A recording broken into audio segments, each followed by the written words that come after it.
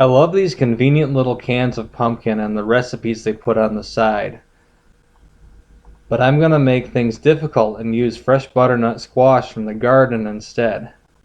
Here I have some prepared for steaming, which I do until fork tender. Once that's done, I place them in a single layer in a roasting tray. I add a little bit of butter for taste. These will go into the oven at 375 degrees Fahrenheit. The steaming was to give them a head start, but you could certainly go straight to roasting.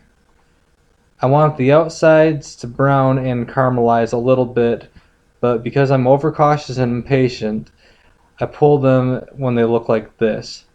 It took about 20 minutes, I think, to get them that way. I don't want to have weird crusty bits in the end product.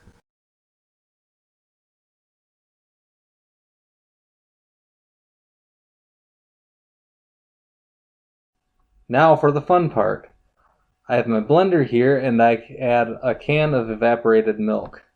Then I dump the squash in until it displaces about 15 ounces of liquid.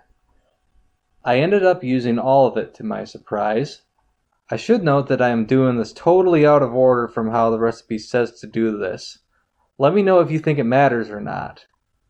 They say to add the pumpkin and dry ingredients to the eggs and then add the milk last. 3/4 cups of sugar goes in, along with the pumpkin spice, which is the brown stuff mixed in there. Then I give that a good mix, enough to mash up the squash. I'm doing the eggs last so they don't cook. Egg protein denatures at 140 degrees Fahrenheit. This is 91, so they are good to go in.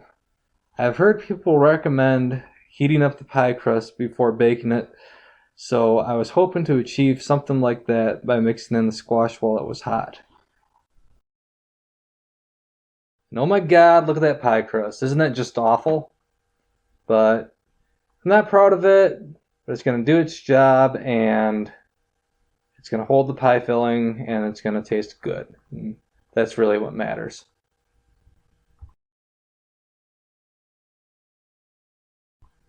Here it is after an hour in the oven, and it looks like pumpkin pie. Nothing to brag about or plaster all over social media, but what I expected nonetheless. One thing of note is all these little bubbles, which I bet came from the blending. If you care about that and want less, I would recommend pureeing the squash by itself and mixing the ingredients the way it says to on the can. Anyway, butternut squash pie takes a little extra effort, but it's something you can do to use up extra squash that you may have. Those things just don't have as long a shelf life as the canned pumpkin. Anyway, if you want to see me cook more stuff, leave a like and subscribe to my channel. Thank you for watching.